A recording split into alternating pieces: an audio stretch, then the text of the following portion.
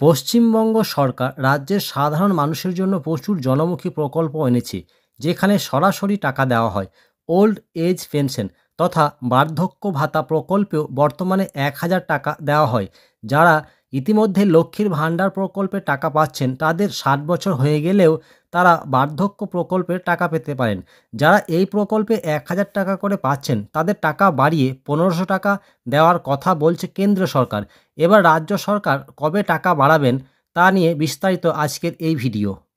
পশ্চিমবঙ্গে বার্ধক্য ভাতা প্রকল্পের মাধ্যমে ৬০ বছরের বেশি বয়স নাগরিকদের মাসিক ১,০০০ টাকা আর্থিক সাহায্য প্রদান করা হয়।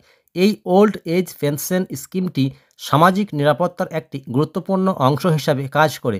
কেন্দ্র সরকার এখন এই পরিমাণ বাড়িয়ে ১৫০০ টাকা করার জন্য রাজ্যকে সুপারিশ করতে পারে। তবে এতে প্রবীণদের জীবনযাত্রা আরও সহজ হবে বলে আশা করা যায়। রাজ্য সরকার বর্তমানে এই প্রকল্পে নিজস্ব অবদান রেখে চালিয়ে যাচ্ছে। সামাজিক সুরক্ষা ব্যবস্থা তথা সোশ্যাল সিকিউরিটি স্কিম এর এই পরিবর্তন অনেকের জন্য স্বস্তির কারণ হতে পারে।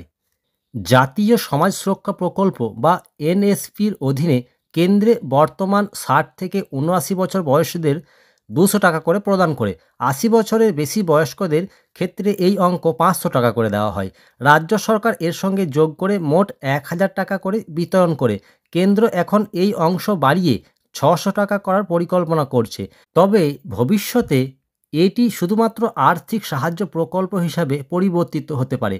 এতে কেন্দ্রের অবদান ৬০% অর্থাৎ ৩৬০ টাকা হবে এবং বাকি রাজ্যের দায়িত্ব থাকবে। পশ্চিমবঙ্গ সরকার বর্তমানে ২১ লক্ষ প্রবীণকে এই বার্ধক্য পেনশন প্রদান করছে। জয় বাংলা প্রকল্পের মাধ্যমেও আরও ১ কোটির বেশি মানুষকে ১,০০০ টাকা করে সাহায্য দেওয়া হয়। এই সব মিলিয়ে রাজ্যের বার্ষিক খরচ প্রায় ১২,০০০ কোটি টাকা হয়ে যায়।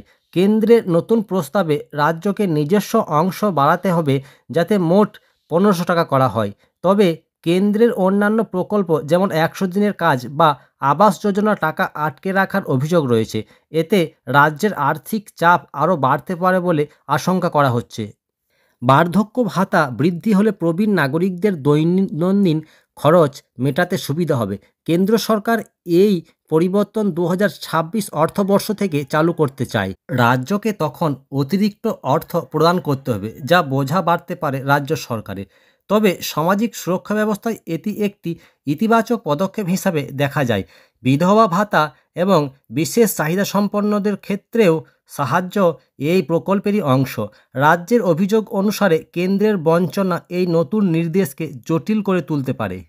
কেন্দ্র সরকার শীঘ্রই একটি ভার্চুয়াল সম্মেলনের মাধ্যমে রাজ্যগুলিকে টপ আপের পরিমাণ জানাতে পারে। এতে পশ্চিমবঙ্গের মতো রাজ্যগুলির মতামত নেওয়া হবে।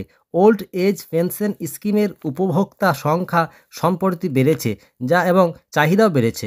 কেন্দ্রের সম্পূর্ণ দায়িত্ব থেকে সরে যাওয়া রাজ্যের ভূমিকা বাড়বে। তবে এটি প্রবীণদের জন্য আরও ভালো সাহায্য প্রদান করতে সাহায্য করবে। আগামী অর্থ কমিশনের সময়কালে এই পরিবর্তনগুলি কার্যকর হতে পারে বলে ধারণা করা হচ্ছে। সরকারি বিভিন্ন প্রকল্পের খবর সবার আগে পেতে ডাব্লিউ বাংলা নিউজ চ্যানেল পর্দায় চোখ রাখুন। ধন্যবাদ।